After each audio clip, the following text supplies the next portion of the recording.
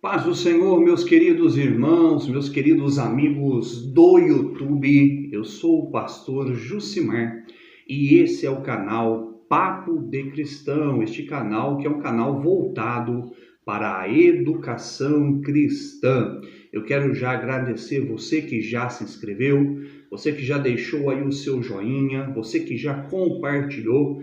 Quero dar as boas-vindas a você que está se inscrevendo neste momento e convidar você que ainda não se inscreveu, você que ainda não fez a sua inscrição neste canal, para fazer a sua inscrição, porque eu tenho certeza que este canal vai ser uma bênção de Deus na sua vida e você vai poder crescer aí no conhecimento bíblico e teológico acerca da palavra de Deus, tá certo? Nós estamos aí numa série de vídeos e esta é a primeira aula. É a primeira aula que nós vamos tratar sobre escatologia. Você que ainda não viu o vídeo de introdução dessas aulas, eu convido você a dar uma olhadinha aí no vídeo de introdução à escatologia bíblica para que você possa entender os assuntos, aquilo que nós vamos falar, que nós vamos abordar no decorrer destas aulas de escatologia, tá certo? Então você é o nosso convidado para estar juntinho conosco nessa sequência de aula, para que você possa assim também aprender juntamente comigo, juntamente conosco, acerca da palavra de Deus, tá certo? Então nós vamos iniciar esta primeira aula falando um pouquinho de escatologia e nós vamos ver aqui no decorrer desta primeira aula a primeira fase, certo? A primeira fase da vinda de nosso Senhor e Salvador Jesus Cristo. Mas para que nós possamos dar continuidade a esta aula, é importante, primeiro, antes de tudo, que nós possamos entender. Entender o que, pastor? O que é arrebatamento? Arrebatamento é uma palavra que muitas das vezes a gente ouve, a gente escuta por aí, é uma palavra que a gente ouve na igreja, a gente ouve em alguns hinos que são cantados dentro da igreja, né? Quem nunca ouviu falar essa tão famosa palavra arrebatamento? Mas, enfim, o que é arrebatamento? Porque talvez você que está me ouvindo, você conheça, talvez você saiba, mas talvez tem pessoas que já até ouviram, mas não sabem o significado, o que significa este termo, tá certo? Então veja bem comigo, arrebatamento é o termo que usamos para designar ou nos referirmos à vinda do Senhor Jesus para buscar a sua igreja. Então isto é arrebatamento, certo? Arrebatamento é o termo que nós usamos, nós pregadores, professores, teólogos, é o termo que nós usamos para nos referirmos à volta de nosso Senhor Jesus para buscar a sua igreja, tá certo? Então, se alguém te perguntar aí na sua igreja, se alguém te perguntar na rua, se alguém te perguntar na sua casa e dizer, mas vocês falam tanto em arrebatamento, o que é arrebatamento? Você já sabe, você vai simplesmente dizer para ele, olha, arrebatamento é o termo que nós usamos para nos referirmos à volta do Senhor Jesus para arrebatar a sua igreja, tá certo? Então você anote isso aí, escreva isso aí, porque você não pode esquecer, porque isso é de suma importância para o teu crescimento dentro da teologia, tá certo? Tudo bem, se arrebatamento é o termo que nós usamos quando nós nos referimos à volta de Jesus para buscar a sua igreja, mas aí vem outra pergunta. O que significa a palavra arrebatamento? Porque essa palavra, ela tem uma raiz. E o que essa palavra significa no seu original? O que essa palavra significa na sua raiz? Bom, a palavra arrebatamento, ela vem de uma origem grega. E no grego, a palavra é harpazo, tá certo? Então, esta palavra, ela tem uma origem grega. E no grego, ela significa harpazo. Que isto quer dizer, pastor? A palavra harpazo, no grego, ela tem um significado de rapto, ou tomar a força, arrebatar, arrancar a força. Então, isso é o que significa a palavra harpazo no grego. Então, no grego, a palavra harpazo significa tomar a força, raptar. E no nosso português, ela está traduzida como arrebatamento. Dito isso, nós entendemos que o que é o arrebatamento? É o ato de se tomar a força. É o ato de se raptar uma pessoa ou um conjunto de pessoas. Isto é arrebatamento. Olha aí que coisa interessante que você está aprendendo. Você já sabe que arrebatamento é o termo que nós usamos para nos referirmos à vinda do Senhor Jesus, que a palavra é uma palavra grega por nome de rapasso, que significa tomar a força ou raptar. Então você já aprendeu isso, você vai anotando aí para que depois você possa se aprofundar cada vez mais neste assunto, tá certo? Olha bem, a vinda de nosso Senhor Jesus Cristo, ela será dividida em duas fases. Nós teremos duas fases na vinda de nosso Senhor Jesus. A primeira fase se dará com o arrebatamento da igreja. Isso é muito importante que eu e você, que nós possamos entender, tá certo? Então, a primeira fase da vinda de nosso Senhor Jesus se dará com o arrebatamento da igreja, ok? E nós teremos a segunda fase. Talvez você vai me dizer, pastor, mas quando é a primeira? Qual a diferença da primeira? Qual a diferença da segunda? Nós vamos ver aqui, mas vamos lá. Na primeira fase, Jesus virá até as nuvens, ok? Ele virá até as nuvens para arrebatar a sua igreja. Na segunda fase, Jesus descerá no Monte das Oliveiras, pisará no Monte das Oliveiras, para agora implantar o seu reino milenar aqui na Terra. Então nós vamos ver hoje a primeira fase da volta de nosso Senhor Jesus, tá certo? Tudo que nós vamos falar aqui hoje está relacionado à primeira fase, não à segunda, para a implantação do reino milenar, tá certo? Então, na primeira fase da volta de nosso Senhor Jesus, o que vai acontecer? Olha que interessante. Cristo virá somente até as nuvens e em grande velocidade arrebatará a sua igreja. Isto é uma característica da primeira fase da vinda de Jesus. Perceba que aqui, nessa primeira fase, Jesus virá somente até as nuvens em uma grande velocidade e arrebatará a sua igreja, diferente da segunda fase, onde a Bíblia nos diz que todo olho o verá. Percebe que há uma diferença entre a primeira fase, entre a segunda fase? Vamos lá, vamos para o texto de Mateus, Evangelho de Mateus, o capítulo de número 24, e o versículo é o versículo de número 27. Acompanhe comigo, ó. Mateus, capítulo de número 24, versículo é o versículo de número 27, fazendo referência ao arrebatamento da igreja, esta vinda de nosso Senhor Jesus. Olha o que Jesus vai dizer e vai ser ali escrito pelo evangelista Mateus. Ele diz assim, ó, porque assim como um relâmpago que sai do Oriente e se mostra até o Ocidente, assim também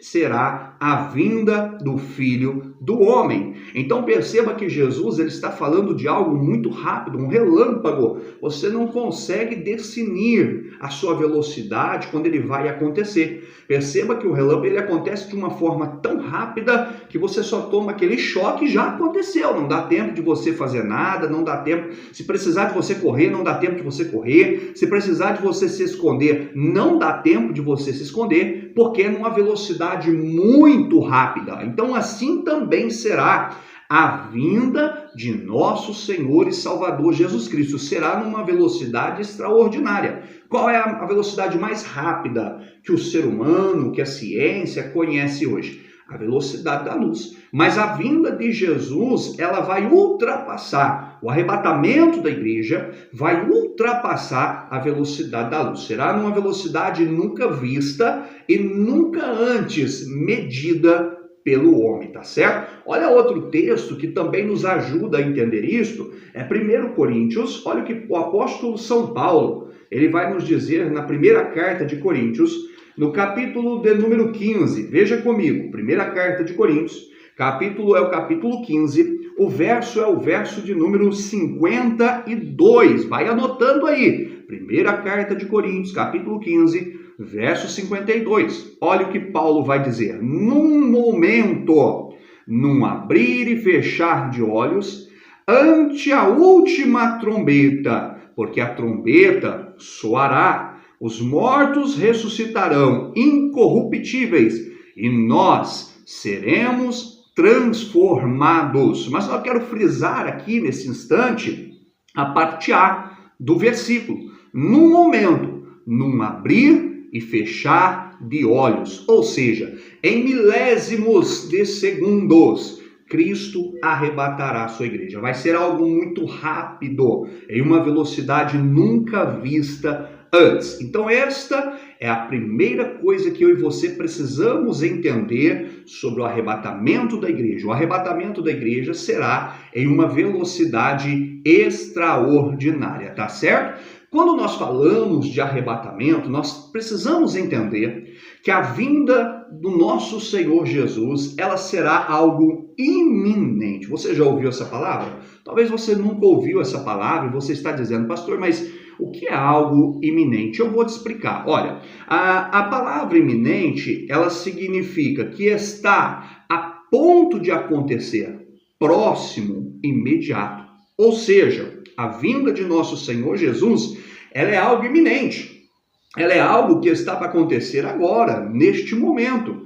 Então, aí existe aquela questão que, alguns dizem assim, ela vai ser uma vinda de surpresa, ela vai ser uma vinda escondida. Não, ela vai ser algo iminente, que pode acontecer a qualquer momento. E nós temos um texto aqui interessante, que eu gostaria que você acompanhasse comigo, que é no livro de Mateus. Olhe lá, Evangelho segundo nos escreve Mateus, o capítulo também é o capítulo de número 24, né? Onde Jesus está falando ali das últimas coisas. E o versículo é o versículo de número 42. Olha o que o nosso Senhor Jesus vai dizer. Ele vai dizer assim, ó, vigiai, pois, porque não sabeis a hora que há de vir o vosso Senhor. Perceba que Jesus, ele nos deixa um alerta. Qual alerta? Vigiai. O que é vigiar, pastor? Isso nos leva a outra pergunta, né? O que é vigiar? Vigiar é estar atento, vigiar é estar apercebido, é estar, como diria nos dias de hoje, é estar ligado, né? Estar conectado. Vamos usar uma linguagem mais agora do momento, para que as pessoas possam entender. Então, Jesus está falando, olha, vigiai. Estais atento, estais preparado, porque o Filho do Homem virá a qualquer momento.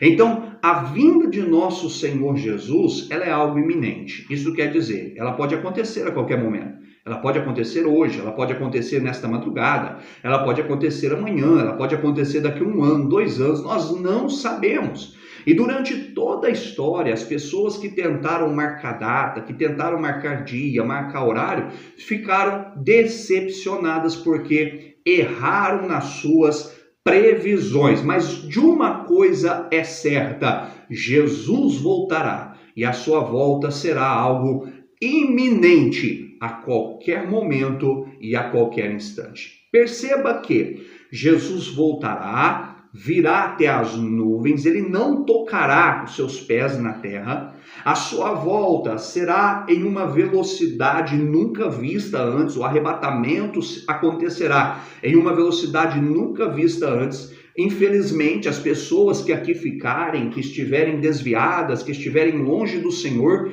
quando elas olharem para o lado, quando elas perceberem o arrebatamento já aconteceu, ela será algo iminente, pode ser hoje, pode ser amanhã, está pronto para acontecer a qualquer momento. Veja que coisa interessante. Vamos lá. Se Cristo virá, então Cristo virá até as nuvens, será uma volta iminente, que eu e você não conseguimos prever a data, e ele virá antes, escute isso e anote isso, ele virá antes da aparição do anticristo. Existem algumas correntes teológicas que dizem que a igreja sofrerá a perseguição do anticristo, que a igreja sofrerá a ira do anticristo, que a igreja passará pela grande tribulação. Mas nos decorrer das aulas nós vamos ver, eu vou gravar um vídeo somente voltado para isso, porque eu não sou pós-tribulacionista, tá certo? E nesse próximo vídeo eu explico certinho por que eu acredito e tenho um embasamento bíblico para dizer que a igreja não passará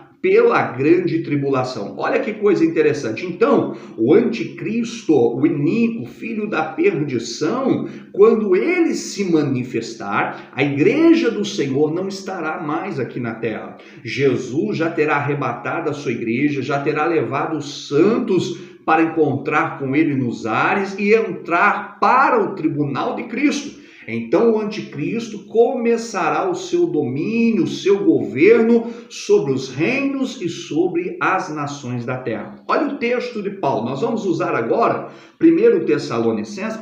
O Tessalonicenses ele é conhecido como o Apocalipse de Paulo, porque são textos, são livros que tratam acerca deste assunto, do arrebatamento, da volta de nosso Senhor Jesus Cristo. E nós vamos ver agora o livro de 2 Tessalonicenses. Você que tem a sua Bíblia, pega aí um marca-texto, vai marcando, vai anotando aí os textos, para que depois você assim possa conferir, estudar novamente. Se for preciso, volte esse vídeo, comece do começo de novo, para que você entenda o assunto que nós estamos tratando. Olha o que Paulo vai dizer em 2 Tessalonicenses, o capítulo é o 2 e o versículo é o número 5. Vamos ler o 5 para a gente poder contextualizar o que nós estamos dizendo. Vai dizer assim, ó: não vos lembrais de que essas coisas vos dizia quando ainda estava convosco? O apóstolo Paulo falando, olha, vocês não se lembram que eu falava disso para vocês, eu falava sobre isso quando eu ainda estava com vocês? Sobre o quê? Agora ele começa a explicar sobre o que ele falava. Ele vai dizer assim, ó: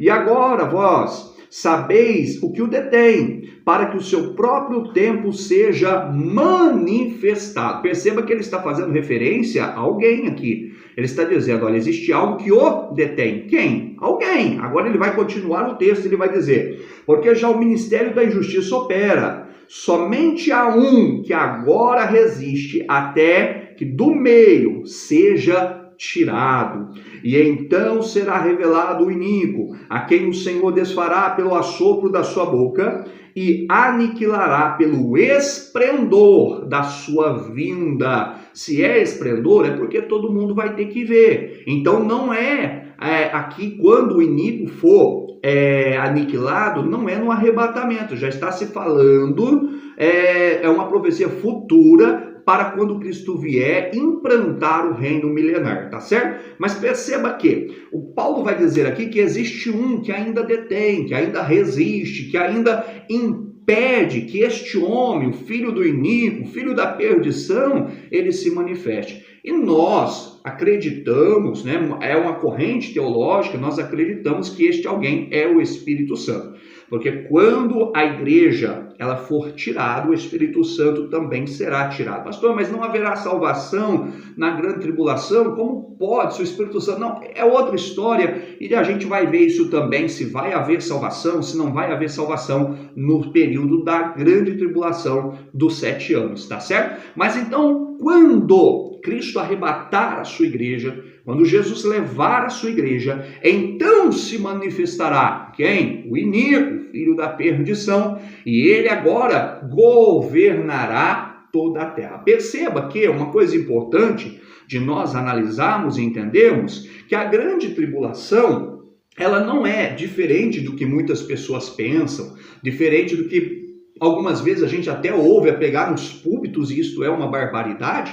A grande tribulação não é a ira do anticristo sendo derramado. A grande tribulação não é a ira do diabo sendo derramado sobre a terra. Não, é a ira de Deus. A Bíblia diz que quando abrir-se lá o selo, as taças, então se derramará sobre a terra a ira de Deus. Então, não tem uma lógica concreta de você dizer que a igreja, que é santa, lavada, remida, resgatada pelo sangue do Cordeiro, enfrentará a ira de Deus. Nós vamos ver isso detalhadamente, futuramente, quando nós formos falar de pré-tribulacionismo e pós-tribulacionismo, tá certo? Então, nós entendemos aqui que O arrebatamento ele se dará em um iminente, a qualquer hora, a qualquer instante, que Cristo virá até as nuvens para arrebatar a sua igreja, e que este fato acontecerá antes da manifestação do anticristo, ok? E Cristo virá para quê? Para buscar a sua noiva. A noiva de Cristo, a noiva que o espera, a noiva que o aguarda, a noiva que amela, que anseia pelo seu encontro com o noivo. Olha o que o apóstolo Paulo ele vai nos dizer no livro de 1 Tessalonicenses, capítulo de número 1, o verso de número 10. E Paulo expressa isso muito bem, dizendo assim, e esperar dos céus a seu Filho, a quem ressuscitou dos mortos, a saber, Jesus, que nos livra da ira futura. Perceba que nós estamos esperando a volta de nosso Senhor Jesus, e a nossa esperança é que Ele nos livre da ira futura. Então, a igreja do Senhor, ela aguarda ansiosamente para que esse grande dia aconteça. A igreja do Senhor, ela aguarda ansiosamente para que os céus se abram, as trombetas toquem, os nossos corpos sejam transformados e nós possamos subir ao encontro do Senhor Jesus nos ares. Então, Cristo virá na sua primeira vinda, no primeiro estágio de sua vinda, Cristo virá buscar a sua noiva. Quem é a sua noiva? É todo aquele, é toda aquela que um dia aceitou Jesus como seu Salvador, é todo aquele e aquela que um dia reconheceu os seus pecados, pediu a misericórdia de Deus, abandonou a sua vida antiga, as práticas antigas, teve o seu nome escrito no livro da vida e está perseverando até o fim. Esta é a noiva do Cordeiro, é aqueles que subirão no dia do arrebatamento. Mas como Cristo virá? O que acontecerá neste grande momento? Olha que interessante. O apóstolo Paulo vai dizer em 1 Tessalonicenses 4, versículo de número 16. Porque o mesmo Senhor descerá do céu com alarido e com voz de arcanjo e trombeta de Deus. Olhe bem, Paulo está falando aqui de voz de arcanjo, de trombeta de Deus. O que Paulo está dizendo? Paulo está dizendo, olha, o mesmo Senhor, ele virá com autoridade. Cristo virá com toda a autoridade. Vocês se lembram que depois que Jesus ressuscitou, ele reunido com os seus discípulos, ele disse assim, olha, todo o poder foi me dado nos céus e na terra. Então ele voltará com toda a autoridade. Ele veio a primeira, quando ele morreu, quando ele se entregou por nós, ele veio como cordeiro. Ele veio como cordeiro que tira o pecado do mundo. Mas agora ele virá como leão da tribo de Judá, com todo o poder e com toda a autoridade. Olha que coisa gloriosa será o arrebatamento da igreja. Cristo vindo com toda a sua autoridade e poderio para arrebatar a sua igreja. E aí? Vamos lá, vamos continuar. Vai anotando aí. Virá com os santos, com os anjos e com os santos que já partiram. Olha que coisa linda. Olha o que Paulo vai dizer aqui, em Tessalonicenses, capítulo 4, verso de número 14. Porque se cremos que Jesus morreu e ressuscitou, assim também aos que em Jesus dormem, Deus os tornará a trazer com ele. Então, como isso vai acontecer? Bom, Jesus voltará e quando ele voltar para buscar a sua noiva, para buscar aqueles que foram fiéis a ele, então ele não virá sozinho. Ele virá com os seus anjos e com os santos, aqueles que já partiram para o Senhor. Talvez você conhece alguma pessoa que um dia esteve sentado aí ao seu lado. Você conhece alguém que cantou no coral com você, cantou na banda, cantou no conjunto com você, participava dos cultos com você, mas essa pessoa já partiu. Talvez partiu há 1 ano, há 2 anos, há 10 anos. Ela já se encontrou com o Senhor, ela está viva com Cristo, mas naquele dia do arrebatamento da igreja, ela voltará com o Senhor. Por quê? Porque a sua alma, o seu espírito, eles estão com o Senhor, estão lá louvando a Deus, estão conscientes, né? Nós vamos falar um pouquinho sobre isso também, sobre o sono da alma, porque nós não acreditamos no sono da alma. No próximo vídeo, a gente vai abordar esse tema, o sono da alma e também o aniquilacionismo, né? Porque nós não acreditamos nessas duas correntes teológicas, tá certo? Então aquela pessoa que partiu com Cristo, ela está com Cristo, está viva, cantando, glorificando na presença de Deus. Mas no dia do arrebatamento, ela voltará. Por quê? Porque ela terá que se encontrar com o seu corpo. O seu corpo que está aqui sepultado. Talvez você vai me dizer assim, pastor, mas talvez ela não foi sepultada. E aquela que foi cremada num crematório? E aquela que morreu em um acidente e virou cinza? Aquela que morreu no mar e o seu corpo não foi achado? Aquele que morreu num acidente, num desastre de avião e desapareceu? Olha, o poder de Deus trará esse corpo novamente. Pastor, mas isso parece coisa de filme. É só você lembrar. Lembra comigo. Ezequiel, capítulo de número 37. Deus toma o profeta em espírito e Deus o leva aonde? Em um vale de ossos secos. E quando Ezequiel chega naquele vale, é tão interessante a frase que ele usa, que ele disse assim, fui levado a um vale, e os ossos não estavam secos, estavam sequíssimos. O que isso quer dizer? Estavam muito mais do que secos. Então veio a palavra do Senhor dizendo, filho do homem, pode reviver esses ossos? O que Ezequiel respondeu? Senhor, tu o sabes. E assim foi feito. Aqueles ossos que estavam sequíssimos, sem vida, não tinham espírito, não tinham corpo físico, eles se levantaram, Deus colocou ali carne, colocou nervo, colocou pele, colocou sangue, soprou neles o espírito, e Ezequiel viu um grande exército de pé diante dele. Assim também será o mistério da ressurreição dos mortos.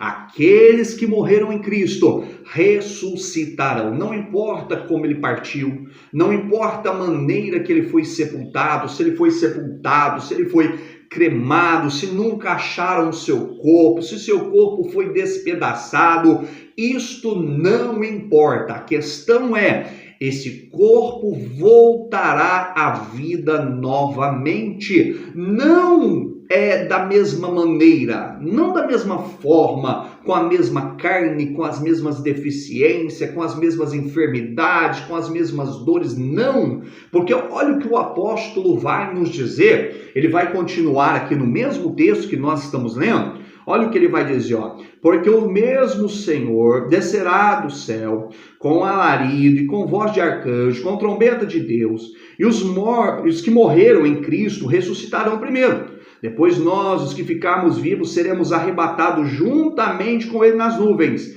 a encontrar com o Senhor nos ares, e assim estaremos para sempre com o Senhor. Perceba que nós não vamos nos encontrar com o Senhor com o mesmo corpo físico que temos, mas o nosso corpo físico, ele será transformado. Paulo vai dizer que isto é um corpo corruptível, mas naquele dia ele será transformado em um corpo incorruptível, ou seja, esse corpo não terá mais doença, este corpo não terá mais enfermidade, dores, não será mais assolado pelo tempo. Perceba que conforme os dias vão passando, a idade vai chegando, o tempo vai chegando, o nosso corpo também vai se debilitando e cada vez nós vamos ficando mais debilitados.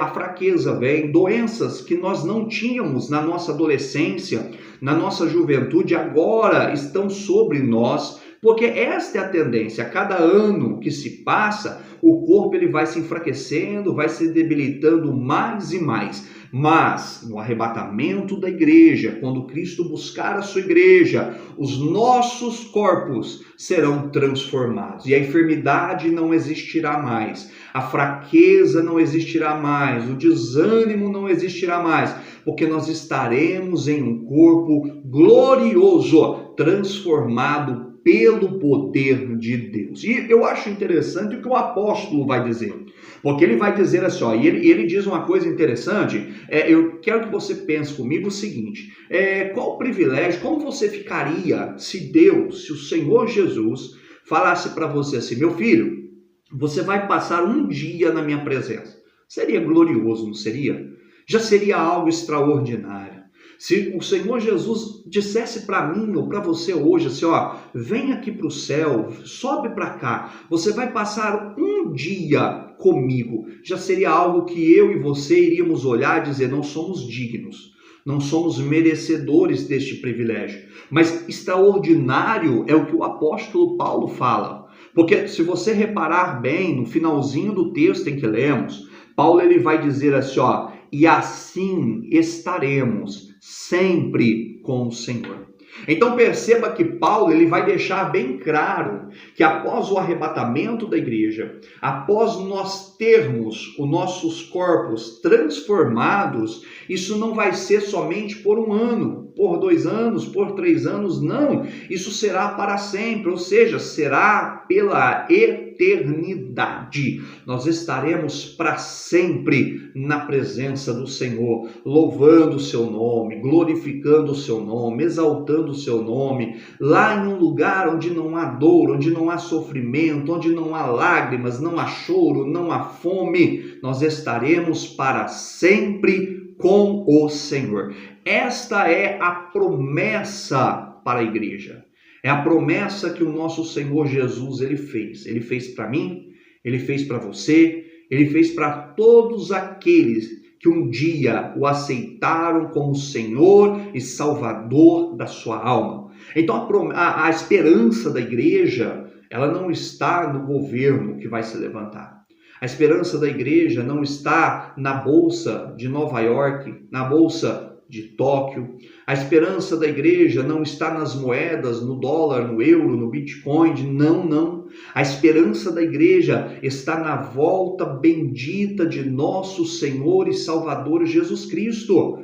É isto que nos faz estar firmes com o Senhor. É isso que nos alegra em saber que esse sofrimento desses dias, as angústias desta vida são coisas passageiras. O apóstolo Paulo chega a dizer que as aflições deste tempo presente, ele escreve isto aos romanos, na sua carta aos romanos, e ele vai dizer que as aflições desse tempo presente não se pode comparar com a glória que há de ser revelada. Olha que coisa tremenda! Aquilo que o olho não viu, aquilo que não subiu ao coração do homem, é o que Deus tem preparado para a sua igreja, é o que Deus tem preparado para mim e para você. E não se engane, este dia está muito perto. O arrebatamento da igreja, a volta de nosso Senhor Jesus, está muito perto de acontecer. Então, que nós possamos ficar cada vez mais firmes, que nós possamos nos dedicar cada vez mais a santificar, a orar, a jejuar, a ler a palavra de Deus, para que nós não venhamos ser pegos de surpresa na volta iminente de nosso Senhor Jesus. E eu tenho certeza que coisas gloriosas nos aguardam após esta vida, tá certo? Eu tenho certeza que essa é a minha e a sua esperança, o arrebatamento da igreja, a volta de nosso Senhor e Salvador Jesus Cristo. Para a gente encerrar, eu quero ler aqui o que nos diz a confissão de fé das Assembleias de Deus, né? Nós estamos fazendo aqui essas videoaulas e é importante que você saiba o que a sua igreja crê, o que a sua igreja professa, o que a sua igreja acredita. Existem muitas pessoas que, infelizmente, são até obreiros, pastores e não conhecem a confissão de fé do seu próprio ministério, da sua própria igreja. Então, nós vamos ler aqui o que diz a confissão de fé das Assembleias de Deus sobre o arrebatamento da igreja, tá certo? Você que puder adquirir a confissão de fé, você que puder comprar este livro, se você não puder comprar, tem PDF, né? Você pode fazer como eu fiz, baixei em PDF, imprimi, fiz uma apostila para que a gente pudesse assim fazer estas aulas, tá certo? Confissão de Fé das Assembleias de Deus, página de número 102. E o tópico é o tópico primeiro, vai tratar do arrebatamento da igreja e vai dizer assim, olha,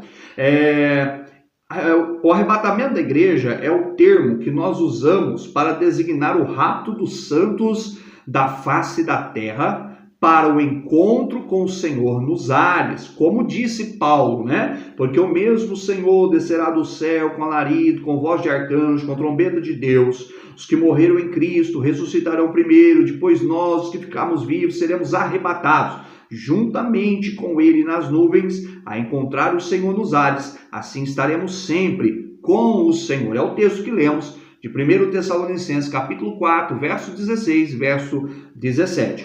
Neste evento, os mortos em Cristo e os santos do Antigo Testamento serão ressuscitados. Primeiro, seguindo-se a transformação dos salvos vivos e o simultâneo encontro de ambos os grupos com o Senhor nos ares. Este advento será invisível aos olhos do mundo, porém seus efeitos serão perceptíveis. Isto acontecerá em fração de segundo. E nossos corpos serão transformados num corpo glorioso, que estará revestido de incorruptibilidade e imortalidade, por ocasião do rapto da igreja. Será um evento repentino e secreto, precedido pelos sinais gerais da apostasia: guerra, fome, catástrofes naturais, perseguição, de maneira que esse evento não pode ser visualizado antecipadamente, nem datado por esses ou por algum outro sinal. A condição para fazer parte desse glorioso evento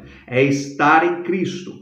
Essa é a primeira fase da segunda vinda de Cristo, que precederá a grande tribulação, período em que a ira de Deus será derramada sobre os moradores da terra. Isto diz a confissão de fé das Assembleias de Deus, tá certo? Então é importante que nós também tenhamos conhecimento do que a nossa igreja, o nosso ministério crê e está de acordo com a palavra de Deus, tá certo? Então eu quero já agradecer você que nos assistiu até esse momento. Esta é a primeira aula de escatologia e nós falamos aqui sobre a primeira fase da vinda de nosso Senhor Jesus, que é a fase do arrebatamento da igreja. Não podemos confundir. E na próxima aula, na aula de número 2, nós vamos falar sobre a segunda fase. Aí sim, Cristo descerá até o Monte das Oliveiras, pisará no Monte das Oliveiras,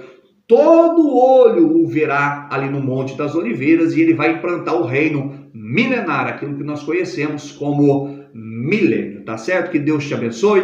Deus abençoe você que já é inscrito no canal, você que já deixou o seu joinha, já ativou o sininho para receber as notificações. E eu quero convidar você que ainda não se inscreveu. Talvez você ainda não se inscreveu. Olha, é de graça, você não paga nada. Se inscreve aí, é só você apertar o botãozinho inscrever e você já vai estar inscrito. Ative o sininho, dê o seu joinha ali, nos ajude a compartilhar esses vídeos para que assim o conhecimento teológico e o conhecimento da palavra de Deus possa romper fronteiras e chegar o mais distante possível, tá certo? Eu te espero, eu te aguardo na próxima aula, a aula de número 2, onde nós vamos falar sobre a segunda fase da vinda gloriosa de nosso Senhor e Salvador Jesus Cristo. Deus abençoe você, Deus abençoe toda a sua família.